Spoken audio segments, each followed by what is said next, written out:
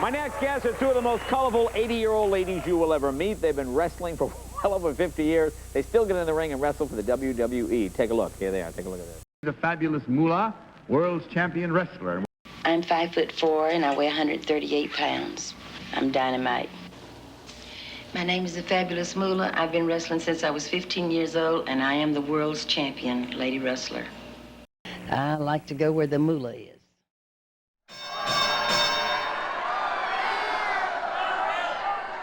As far as wrestling being staged or legitimate, it's as legitimate as anything you can find. She was a great professional wrestler, but she didn't know when to stop. Fabulous Moolah. That's right. Money. That's what Moolah means. Money. Moolah, moolah, moolah. Got in common. What have renowned pioneer of pimping and successful author Iceberg Slim and legendary wrestler Fabulous Moolah got in common?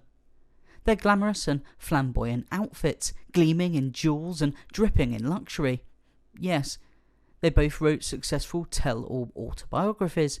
Yes, they are both revered as anti-hero characters that changed their respective industries.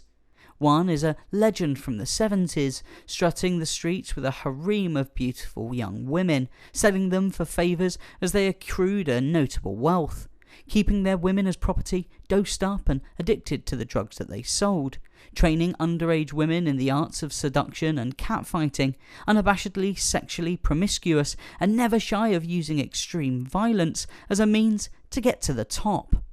The other is Iceberg Slim. There's a lot of talk about ladies who are taking off their aprons and leaving the kitchens to enter the workforce. You know, there are even some people who believe that when a woman enters a man's career, she loses some of her femininity. Not so. I know a career woman who hasn't lost any of her femininity. Some of her teeth, perhaps, but none of her femininity.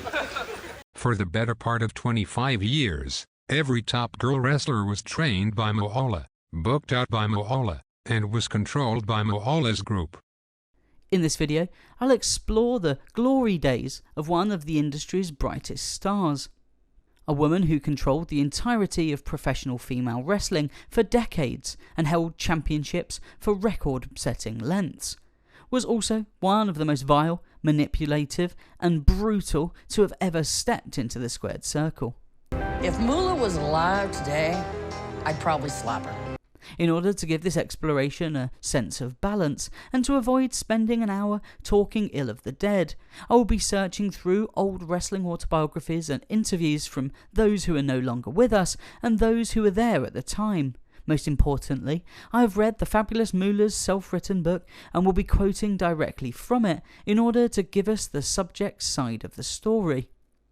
I want to see how what was once a gleaming light, held aloft by the WWE for her illustrious achievements and revolutionary stance on women's sports, has in recent years illuminated more than just the fabulous Moolah's successes. The light of the internet and wrestling journalists have uncovered one of the darkest characters in the long and eventful history of the industry. But before we get to all of that, we must first explore this young, determined woman's climb from humble and tragic beginnings to the very top of the grappling mountain. So Willa Rio, fabulous Moolah, please stand up.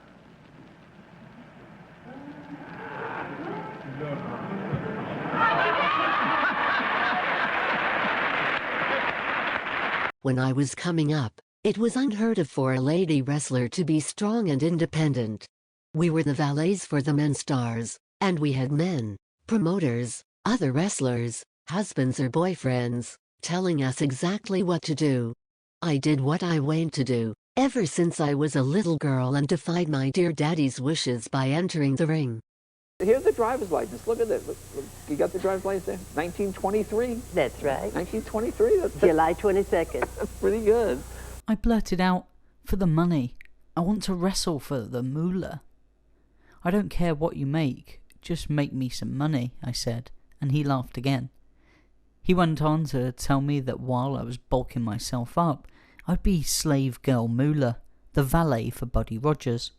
Gorgeous George had already made having a girl valet part of his act, and the fans seemed to love it. She'd come out and spray the ring with perfume and give George a little massage, all to fire up the crowd. Now, I'd be doing the same with Buddy Rogers. The Fabulous Moolah! Of course, I knew none of this that night my daddy took me to see Mildred Burke put on a show in Columbia. When she came into the ring, my eyes widened and I jumped to my feet. "Wow," I shouted. I didn't know girls could do this. I didn't know they did this. "Yeah, they do it just like the men," my daddy said. "I want to wrestle," I declared. At that moment I could feel my dream of becoming an aviator fly away. My daddy looked at me with a sideways smile. "Yeah, I know," he said. "You want to do everything." In Kershaw County, South Carolina, Fabulous Moolah, then Mary Lily Ellison, was born on the 22nd of July in 1923. She was into the family business, where her parents were the owners of a service station, grocery shops and some farms. The girl that would go on to become the Fabulous Moolah was the youngest of 13 children and the only daughter amongst her crammed household of masculinity. Her mother sadly passed away when she was 8 years old, leaving guidance up to her older brothers and father. With it, the family suffered through a period of failed business decisions and financial hardship. She quickly learnt how to be physically tough and emotionally domineering. Never one to fit the mould of the quiet housewife, Mary broke free of the stereotypes expected of women of her era. After attending several local live wrestling shows with her dad, decided to make a break into the wrestling industry herself, with one goal in mind: never to be poor again. When she began her career in 1949, Mary did not adhere to society's mentality towards women of the age in America and strive towards change. However, this change was yet to come to fruition, and progress is never instant. When Mary joined the National Wrestling Alliance under the ever-imposing eye of Billy Wolfe in 1950, she was given the character of Slave Girl Moolah, a valet for Buddy Rogers, and hated it. Slave Girl Moolah, I mean, just the name alone lets you see how unprogressive this whole affair was. To make things worse, Buddy Rogers began forcefully attempting to turn the pair's formal relationship into a sexual one. When Mary continued to deny Rogers' advances, the pair parted ways. The McMahons are part of my family, and I was wrestling for, I call him Daddy Vince, which is Vince Jr.'s dad. I was wrestling for him when Vince Jr.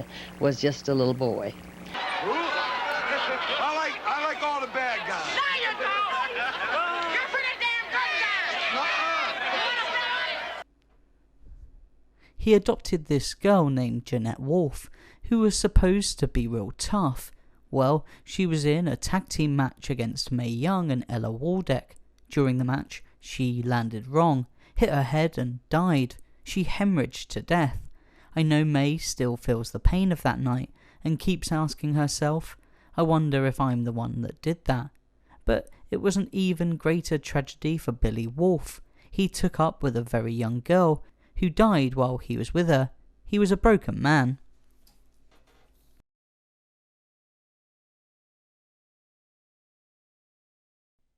As women more commonly began to make their transition from simply accompanying their male counterparts to the ring in the wrestling world in the 1950s, a young protege of the great Tony Stretcher began her training, with what industry insiders at the time were looking at as the potential next big thing in the world of women's wrestling. Jeannette Wolfe, born Jeanette Boyer, was 5'3" and weighed a little over 120 pounds. Her size was clearly not the reason for which she stood out amongst her classmates of larger, more powerful wrestling trainees. However, Ms. Wolfe is said to have possessed a combination of dedication to her craft and a charisma which even to this day you seemingly cannot teach. At the age of 17, Jeannette showed such great potential that legendary promoters and wrestling icons Mildred Burke and her husband Billy Wolfe sought to adopt the young upstart and took her under their wing, legally changing her name from her birth of Boyer to what we now recognise today as Jeannette Wolfe. By 1951, the pair believed Jeannette to be ready to make the transition from training in the gym to performing in front of a crowd. Thus, by June, Ms. Wolfe had stepped between the ropes to make her long-awaited debut. By July, Jeannette had battled in 2 matches, but her third and fourth would prove to be her undoing. On July 28, 1951, she fought in a match against Ella Waldeck and was routinely beaten by the more experienced wrestler.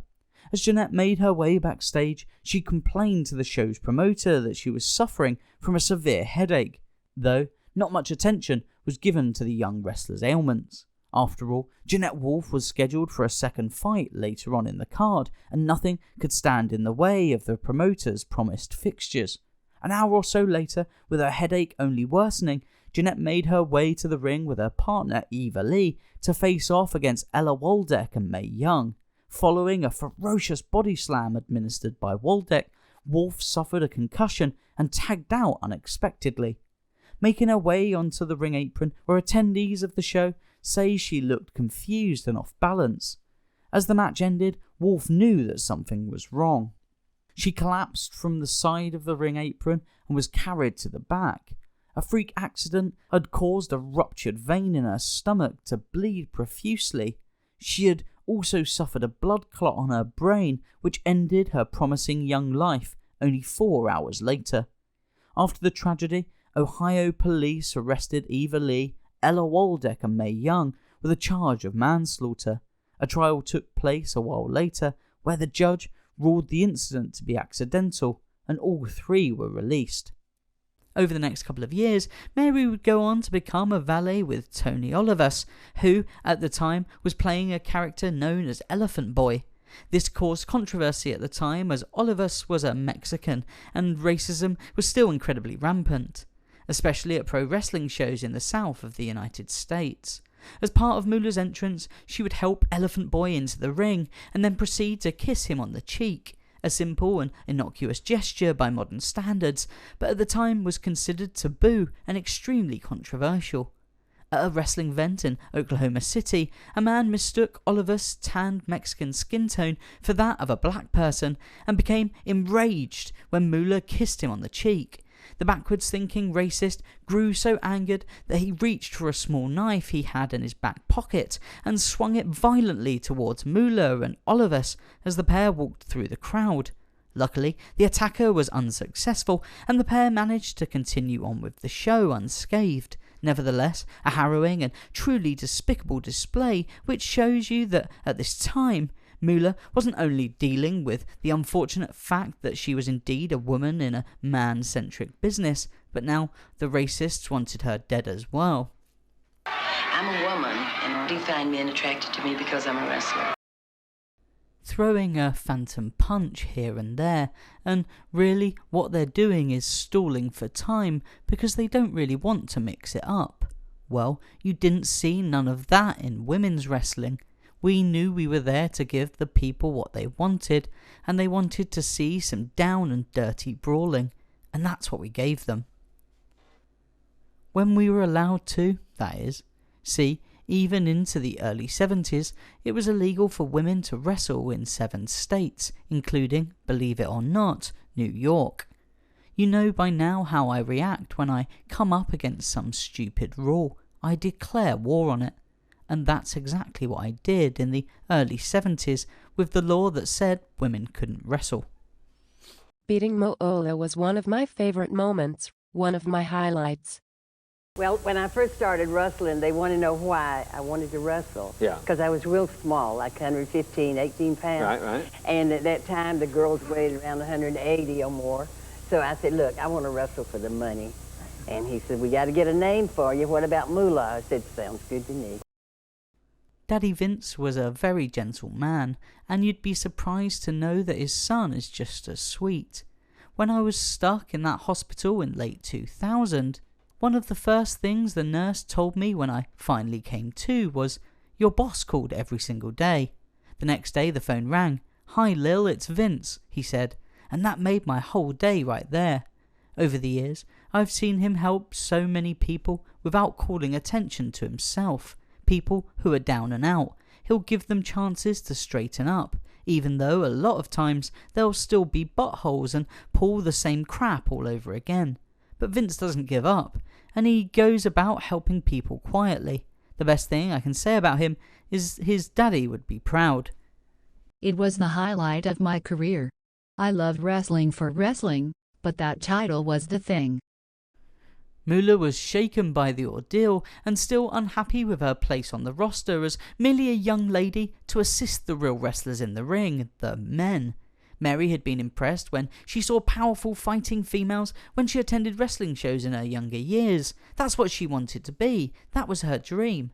Over the next few years, Moolah stepped away from the shadow of her male counterparts and began to train harder in the gym. She packed on muscle mass and looked all the more dominant for it. During this time, she faced off against the likes of Mae Young, Cecilia Blevins and Mildred Burke. That's right.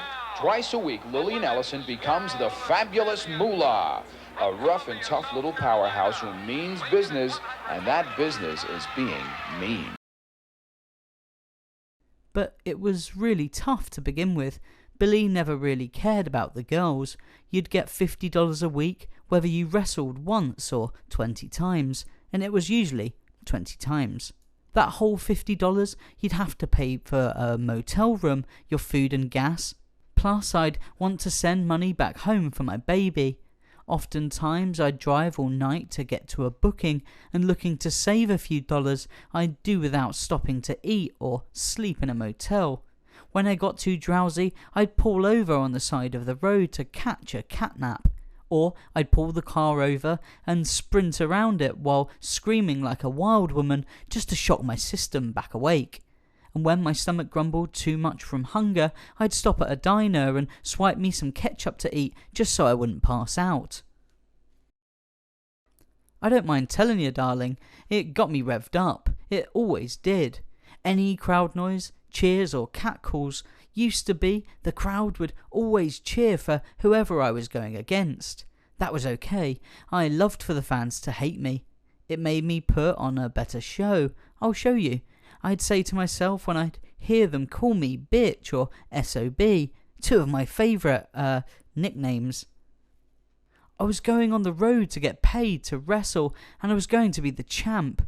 My daddy still didn't want me to go, just like he wasn't too thrilled when he learned Walter and I had eloped. But I couldn't help myself. I was going out to become a wrestler. Nothing could stop me. My name is the Fabulous Moolah. I've been wrestling since I was 15 years old, and I am the world's champion, lady wrestler. In 1955, Mary began searching for new avenues for her career, wanting to appear in companies that valued her worth as an athlete and competitor. When she first met the owner of Capital Wrestling Corporation, she was enamored with the man's presence. Vince McMahon Sr. saw the potential in the young performer and agreed to sign her to a contract with the company. In September of 1956, a 13-person women's battle royal was held by the CWC in order to crown a new champion for the currently vacant CWC World Women's title belt, which shared its lineage with the NWA Championship. Moolah bested Judy Grable and 12 other competitors to claim her very first belt within her career. At the time, promoter Billy Wolfe refused to recognise Moolah as the legitimate holder of an NWA-affiliated championship, throwing his former protege into a fit of rage. The pair argued and came to no reconciliation at this time, parting ways by the end of 1956. It wasn't until 8 years later, in 1964, when the recognised NWA Women's Champion June Byers retired, that the two belts were eventually unified, and Moolah was recognised as the true Women's World Champion of Wrestling. I left the ring, blowing kisses to the crowd, and I could still hear the cheers in my dressing room. I had finally performed on sport's biggest stage, and I was a hit, and I couldn't wait for my next championship defence at the Garden. After her crowning moment, she met with Vince McMahon Sr., who explained that she was no longer merely a valet, but world champion, and with that, the Fabulous Moolah was born.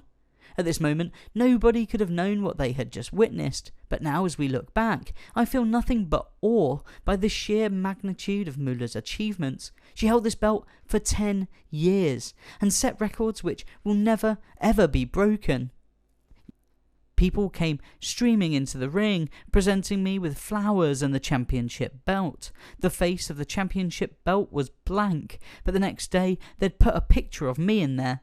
The crowd had been against me and was now cheering, and suddenly a microphone was put in front of me. I was scared to death. "I just want to thank everybody," I managed to say in a tiny voice.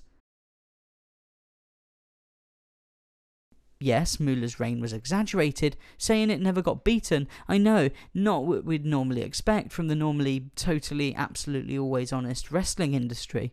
However, she was super dominant with multiple elongating reigns, holding the belt from 1956 to 1984, losing on 4 occasions for only a matter of days before each time winning it back. Regardless of the way it happened or your objective opinion on her character, this is a record that will never be broken. It must have something to do with the monetary reference in the name, because Moolah really was the Money Mayweather of what is now known as the TV era of wrestling.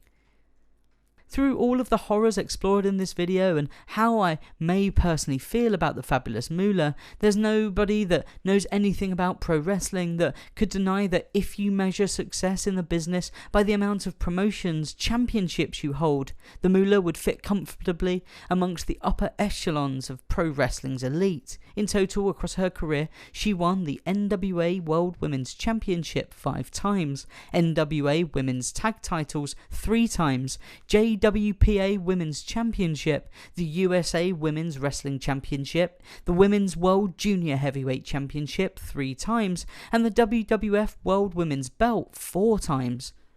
"We sure did, Moolah," he said. "And guess what? You're finally going to get your dream, to wrestle in Madison Square Garden. You have to be the first lady wrestler to do that, and it will be a championship defense." "Tell me when I'm there," I said. Well, it was July the 1st, 1972, and I'll never forget hearing the hum of the crowd from my dressing room. There were 19,512 fans there in the main event.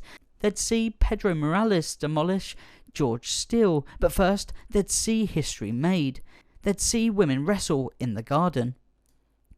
Quickly, I grabbed her around the hips and rolled her up so she landed on her back, with me covering her. The ref slammed the canvas 3 times, the bell rang, and the championship belt that had just bopped May over the granite head of hers was handed back to me. It felt right, like a baby being returned to its mama. Ivory jumped up, tears streaming down her face, and you could barely hear the announcer over the roar of the crowd. It wasn't simply her record-setting championship runs which show the influential effect of Fabulous Moolah's career. Alongside other evolutionary women performers of her day, she helped pave the way in which female athletes were perceived within the confines of a pro wrestling ring. In July of 1972, she was instrumental in the first ever women's wrestling match to be legally organised in the state of New York. Not only that, but the fight also took place in one of the cornerstones of American pro wrestling, Madison Square Garden. Leading up to the bout, Moolah had been involved in a string of publicity stunts in order to prove to the New York State Athletic Commission that she was just as tough as the male wrestlers of the period. She appeared on the Mike Douglas show and in a display of great athleticism managed to pin an American NFL football player to the ground. During the historic match at the Garden, Moolah would prove successful in her defence, going on to have an 8-year uninterrupted reign as champion. She would go on to eventually lose the belt in the same venue, but as always, won the title back mere days later. By 1978, Moolah's successes had finally delivered to her the great wealth which she had so desperately struggled for. She would go on to wisely use the money to help support her family and invested wisely in large properties with great plots of land. As she continued to prove her shrewd abilities with her finances, she also purchased the marketing, promotional and wrestling rights to the World Women's Championship, meaning that in the fictional world of pro wrestling, Fabulous Moolah was the crowned in-ring title holder, but in the real world, she was now the sole person responsible for deciding who got to wear said title belt. Moolah had already accrued several long years as the recognised world champion at this point, but now as the de facto decision maker and the only person responsible for the fate of the belt, the longest world championship reigns in women's wrestling history continued on for decades. In 1983, the WWE once again split ties with the NWA, and Moolah had a big decision to make. For the first time in a long time, she was being forced into making a decision in order to protect her belt. Vincent McMahon Sr. wanted Moolah as his exclusive world champion, but demanded that in order for the contract to be signed, she must first relinquish the NWA belt to the company and sign over the rights to the championship. Seeing how WWF's popularity at the time was eclipsing the National Wrestling Alliance, Moolah agreed to the terms of the deal and in return was paid handsomely. Girls Just Want to Have Fun came on over the loudspeaker. They brought that championship belt, my championship belt, into the ring, and there were these two fools holding up what had been around my waist for 28 years. They were prancing around the ring, acting as if what belonged to me was now theirs. A year later, in 1984, Moolah was continuing her reign as champion as Vince Sr.'s son took control of the company. As part of the rock and wrestling era which kicked off WrestleMania with the support of musician Cyndi Lauper, a young and talented Wendy Richter rose to prominence and dominated the women's division of her time.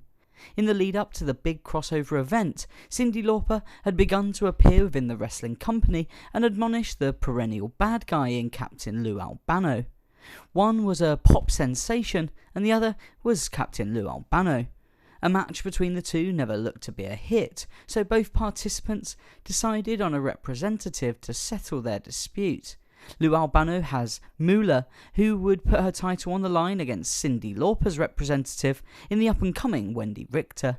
The fight to take place at the Brawl to End It All show in July.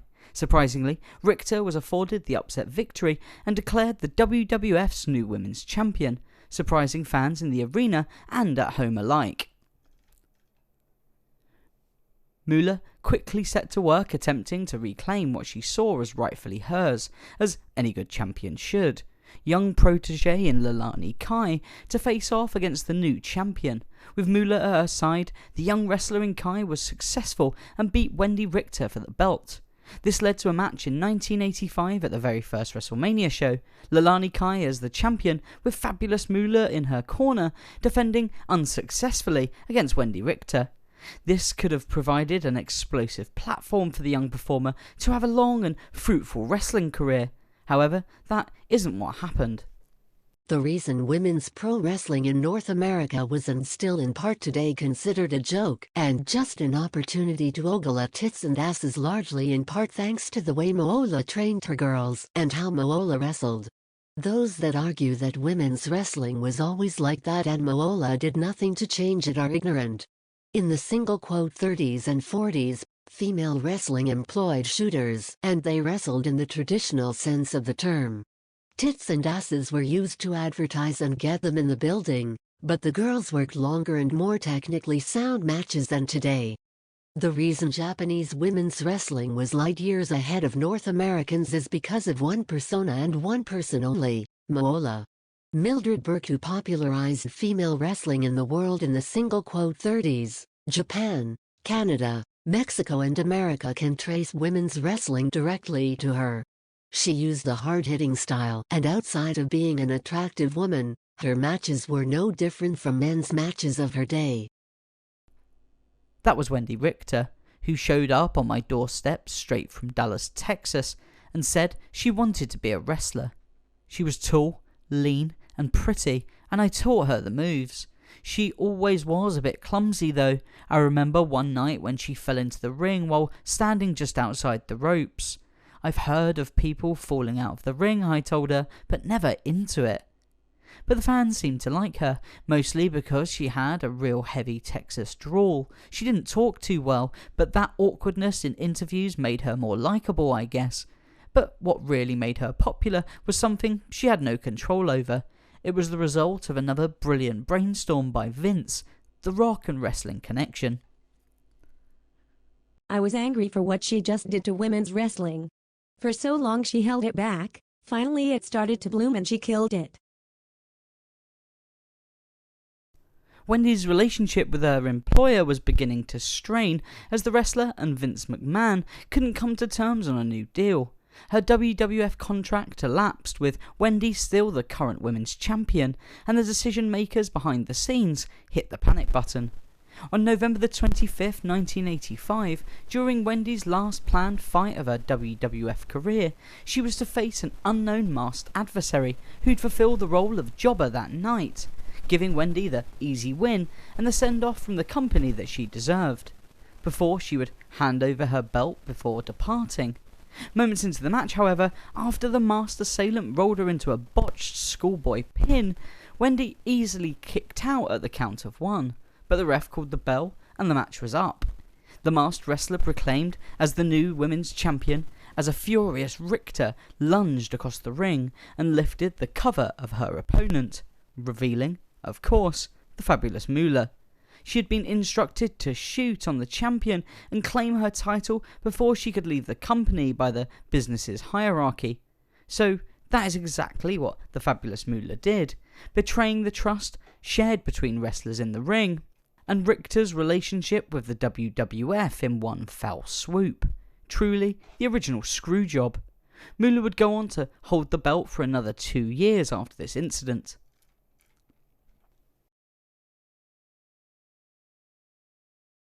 The WWE contacted me a long time after that screw job and wanted me to do a battle royal, and I said, "Is Moolah gonna be in it?"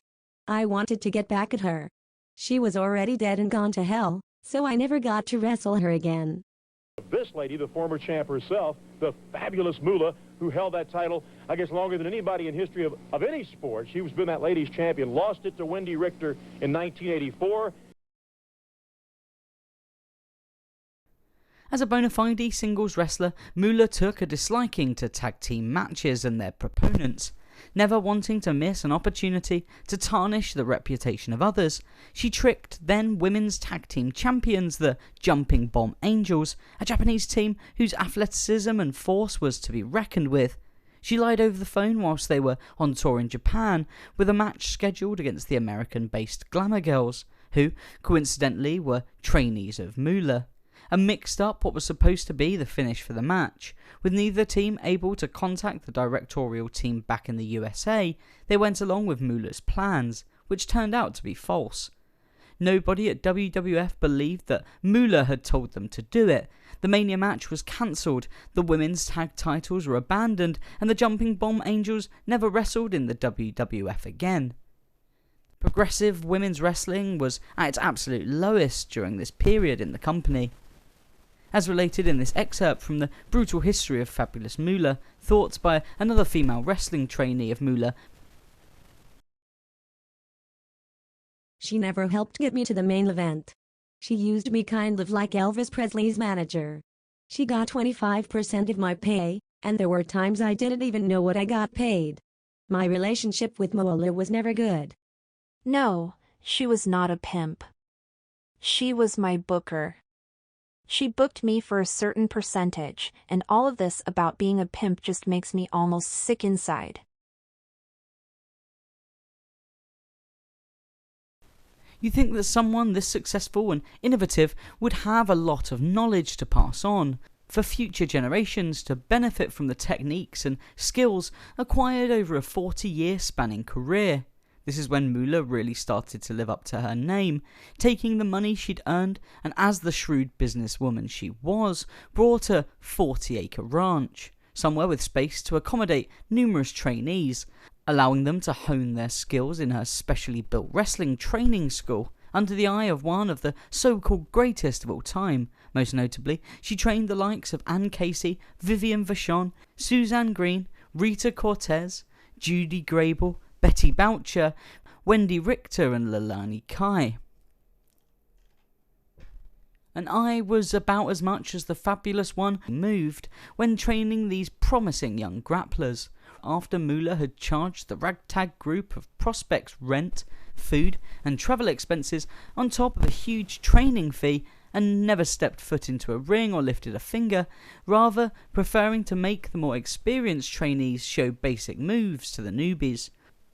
On top of this, Moolah would receive her young wrestlers' pay and ration it out to them, effectively keeping them poor and in debt to her, and thus relying on her for more work and more susceptible to fulfill Moolah's disgusting demands. My neck was broken in the ring and I was basically thrown out with no medical attention and very little to my name. I am now fully disabled, sometimes having to use a wheelchair due to the lack of medical attention.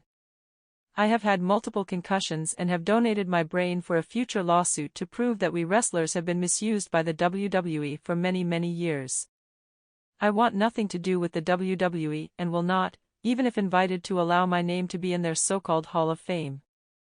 Her fans drive from far and wide to see the woman they love to hate. She's ugly, she's nasty, and she's cheap. Early female wrestlers like Mildred Burke might have been sexualized by promoters, but their wrestling was as physical and athletic as the men's. Moolah championed a style that was less about athleticism and more about hair pulling and other catfight maneuvers. Moolah did send girls out to this guy in Arizona and pimp them out. I actually spoke to him on the phone and asked him what he was looking for. He said, "If I'm spending all this money, you know what I want." That was part of Moolah's way of making money. She was just a bad person. Moolah didn't have a good bone in her body. There was drugs, there was sex, there's a lot of abuse. So she was an alleged sex trafficker who sold sexual favours, in turn receiving better treatment from promoters for herself, guaranteeing she maintained her streak on top in the ring, and once she'd hung up her boots, made a considerable fortune from the exploitation of these young and often vulnerable women. She sent trainees to wrestling promoters in set numbers. She was renting them out to promoters in bulk with the understanding that the girls would have sex with the promoter and all the wrestlers on the roster who wanted them. Promoters liked free sex, but they also liked boys not to go outside looking for it and possibly running into trouble. Sex on the road with a steady and pliant group of semi-attractive women in return for money? That is what Moolah offered. The women sent out on these tours were not told of this arrangement ahead of time. They found out about it on the road. Those that refused to have sex with promoters and wrestlers were raped. Moolah was a pimp. From her sprawling 42-acre estate in Columbia, South Carolina, Moolah would send out her half-trained underage female wrestlers to do photo shoots that would be considered immoral by the standards of today. This next section is completely messed up, so you've been warned. When researching this subject, the thing that upset me the most was the harrowing story of sweet Georgia Brown, as told by her surviving children, several of whom considered themselves to be the product of rape during Georgia's run as a pro wrestler under Moolah's supervision. If she had not run the women's wrestling business, there may not have been women's wrestling. Let's get this out the way first so I don't have to dance around the subject. Moolah was a pimp. Moolah would send out her half-trained underage female wrestlers to photo shoots that would by the standards of today be considered pedophilia and pornography, renting them out to promoters in bulk, with the understanding that the girls would have sex with the promoter and all the wrestlers on the roster who wanted them. Promoters liked free sex, but what they also liked is for boys not to go outside looking for it and possibly running into trouble. Sex on the road with a steady and pliant group of semi-attractive women in return for money. That is what Moolah offered. The women that were sent out on these tours were not told of this arrangement ahead of time. They found out about it on the road. Those that refused to have sex with promoters and wrestlers were raped. Barbara, one of Georgia's children, explains a time when, during a brief spell that she was allowed to spend with her mother as a child, was cut short when Moolah and her husband and then promoter Buddy Lee dragged her away kicking and punching before Georgia finally relented, half-conscious and raped. What do you mean? She's older than I am, Jay. 4 months older. You bring that subject up every time, just so that she'll say that I'm older than she is. Well, let me tell you something. I may be older, but I'm twice as good. Really? Moolah was not a pimp and she hated drugs. She did steal from all of her girls, including me, but she was the only way to keep wrestling back then, so it was Moolah or almost nothing. I think the WrestleMania Battle Royal should have stayed named after Moolah. No matter how crooked she is and was a very important part of women's wrestling. And if they are going to do her like this, then Snickers better evaluate their sponsorship on all sports after the many arrests made for multiple different things in sports. In 1990, Moolah became the owner and promoter of a promotion called Ladies International Wrestling Association, with shows in North Carolina and Las Vegas. Over the next 6 years, the popularity of the LIWA began to grow, and at the age of 70, the Fabulous One returned to in-ring action, even teaming with lifelong friend in Mae Young at the aptly named Golden Girls Extravaganza in 1996. Moolah used her power to keep the cycle of violence, drug abuse and sex trafficking alive. As Sandy Parker mentioned, you couldn't move as a young female wrestler whilst Moolah was around, without either submitting to her brutal regime or getting out of her way, working in a lesser company somewhere else. Even then, you weren't totally safe. The Fabulous One's reach is far-spanning and backed by the WWF itself. As a promoter, if you wanted to book a women's wrestler at this time, you'd go through Moolah. My next guests are two of the first ladies of pro wrestling. Now they're featured in the new documentary Lipstick and Dynamite. Here's a look at the ladies in the ring.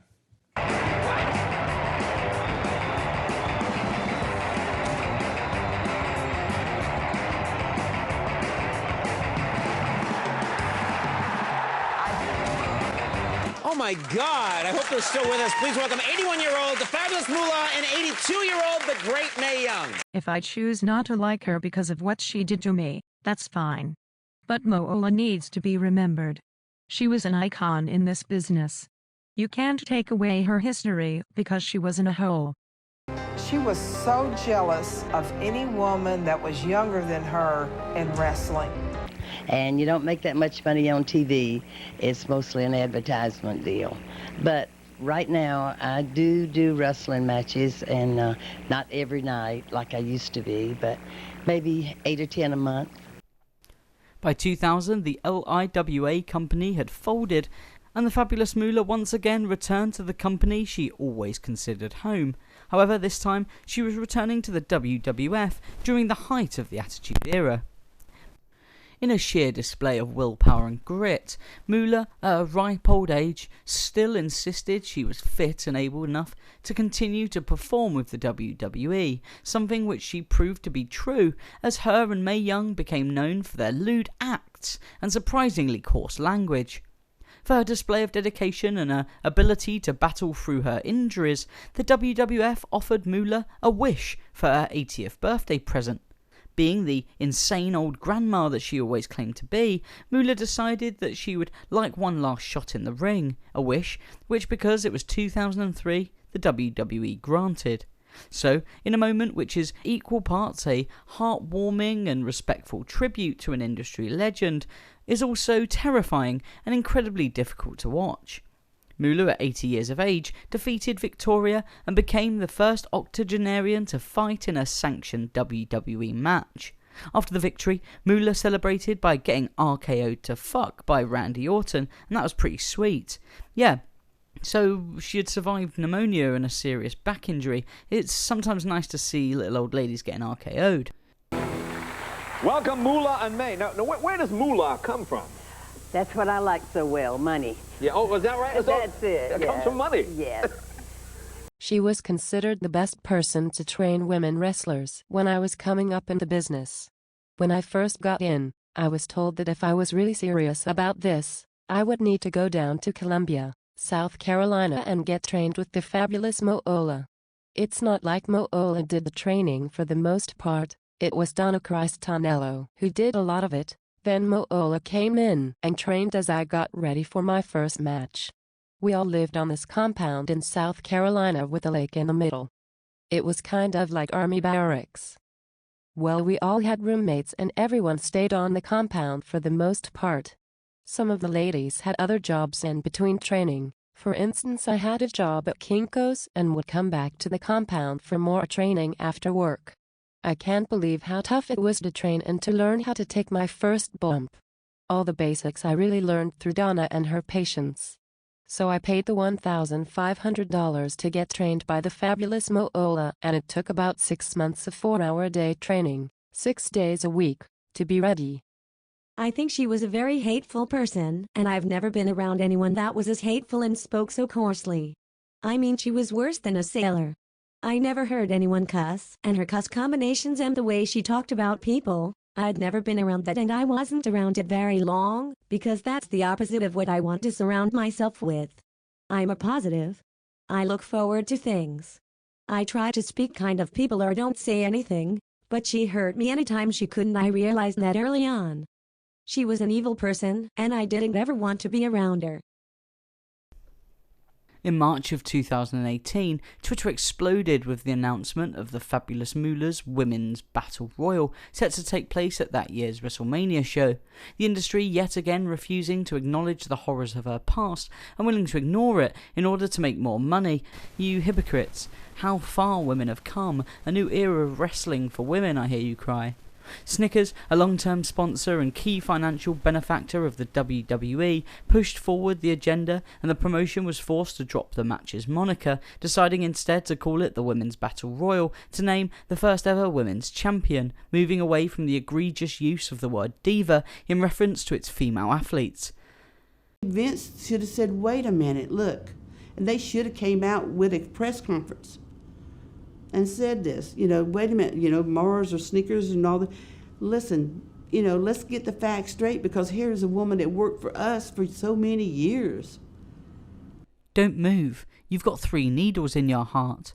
I remember a nurse saying to me as she pumped me full of morphine, while a doctor looked at my heart on a computer screen. For 2 days, they performed exploratory surgery, and I had to keep my legs absolutely straight so my blood wouldn't clot.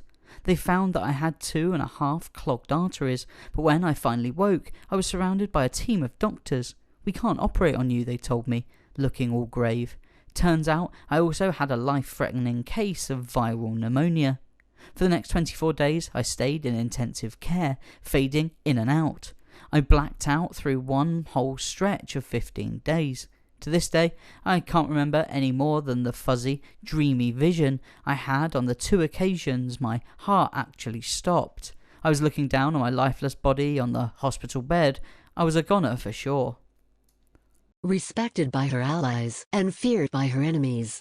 As an in-ring competitor, she was widely considered the most well-known female wrestler in the game for 30 years. Her career as a trainer and promoter extended even further.